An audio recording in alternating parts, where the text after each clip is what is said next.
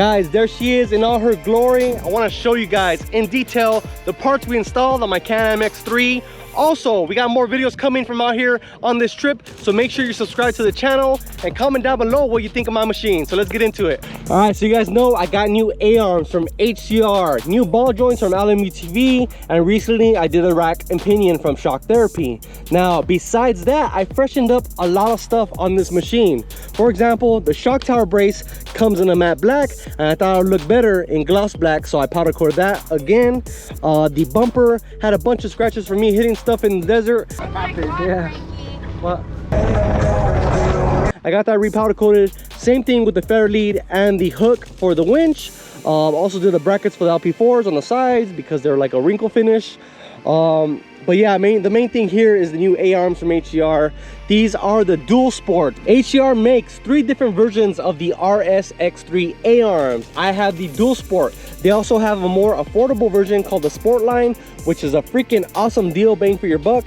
And they have the Elite, which we installed on a 2-seat a couple videos back, the one that's all skeletonized. I personally wanted the dual sport because it's not as hard to clean as the Elite, and also I think it looks better. The skeletonized looks good, but personally I like this look. I like, you know, the whole canvas of blue on this upper A-arm. On these dual sports, you can install the lower skid plates, which I think are a must if you ride in rocky conditions or just, you know, open desert in general. I love how they fit. They're form fitted, they're beautiful, they're really awesome. Ball joints from LMUTV. These are probably the best ball joints on the market, if not one of the best, and they're fully rebuildable. They should last you the life of your vehicle. If not, they have a lifetime warranty if anything were to go wrong, but that's doubtful. They're really stout. So the A-arms look killer, man. I'm just so happy the way they came out, uppers and lowers. I love the color combination I chose, the black on the lower and the blue on the upper. It's kind of like the factory A-arms from the like 2021 models. We also did the gusset kit from TMW. Here's the main bulkhead and the other 2 pieces. I kind of color coordinated. The bottom is blue, the top is black, and over here is blue again. The bumper is the same factory UTV bumper that I had. I did have to countersink the bolts that go into the winch because the bolts come in this way and they were interfering with the gusset kit, but it works, and hopefully it'll be strong enough still to you know, pull somebody out. So that looks amazing. I wish I would have replaced the rope for the winch because it does have a little bit of a tear in it. I just didn't have the time. We literally did this after work in 2 days, front and rear suspension. So a lot of work. Thanks for CJ and Abraham for giving me a hand with that. So that's it for the front. Also, actually, I replaced the rock blocks lower piece on this these mud flaps here. So these work great for the rocks. I mean, this will probably be covered in rock chips by now. So that came out great. Nothing really different in the interior besides these brackets that I got for the map tuner and my boost gauge.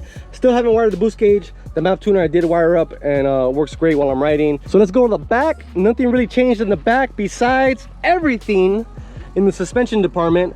We got new radius rods from our friends over at LMUTV. Thank you to Tim. New bolts. I do want to get into detail here. We got new bolts from LMUTV for the train arms, upper and lower.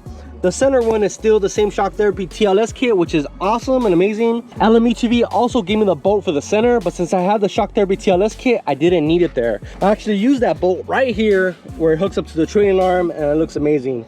And speaking of the train arms, they are works of art. I'm so happy with these train arms. They are badass, man. They are something else, dude. Fully TIG welded, fully reinforced internally with gussets, and yeah, they are freaking amazing. I love how the powder coat came out. That's probably my favorite part. Pacific powder coating in Riverside, they kick some ass. To protect the arms, we got some rock knockers. This is their pro version. They definitely have a lot of material to protect the arms. They're pretty long. Definitely love the way those came out. So this came out great. I don't see me having any issues anytime soon. Up in the front, I did repowder coat the trailing arm brace from ZRP just to get a good fresh look because it was starting to turn purple, and it did have a couple rock chips in it, but nothing crazy. So I think that's pretty much it. I did replace all the hardware that I could, so I put new nylon locking nuts and 10.9 hardware everywhere, especially for the shocks, upper and lower, front and back, and the pivot points for the A-arms. Actually, that came with the TMW gusset kit, but the rear I did replace like the bolts for the front trailing pivot. And I did want to add, I actually installed this new water racing upper shock mount brace. It's made of aluminum. It fits really, really well. They give you new hardware for that too, and I'm happy with the way that turned out. So I might be taking this machine to the sand show. The boys from 5150 Whips told me that they got a big booth and I might be able to put my machine there. That would be pretty cool. So I am actually going to add some more 5150 products, some that haven't been released yet. If you haven't gone to their channel, subscribe, you should, because new products have been coming out a lot this year. And that would be pretty cool to see you guys at the sand show. If you guys want to stop by, that would be awesome. I'll probably take some stickers or something. Besides that, the machine's done. I ain't gonna touch that thing no more. I definitely don't want to tear apart the suspension again. It's a lot of work, it really is, and I really don't have the time. So the only thing I want to do left is a skid plate and possible intake from Evo, and that's it, man. The machine is awesome. I love it. I love making videos with it. I love you guys for watching. Thank you as always. Subscribe if you haven't. Support me. I have a Patreon, and we also have G-Life UTV where you guys can pick up some stickers. We will have some shirts and some masks soon, as well as some flags that say "Stay Dirty." They're gonna look sick. So see you guys in the next video. Peace out, and stay tuned for more videos from G-Life UTV here on YouTube. Bye-bye. Almost forgot. You guys know I try to save you some money, and thank you to Chris over at HCR. We got a new discount code, 10% off. Use G-Life at hcrracing.com and get yourself a sweet set of A-arms. And on top of that, you already know, use code FRANKG15 to get 15% off LMUTV.com and get yourself some new radius rods. Hello, I like money.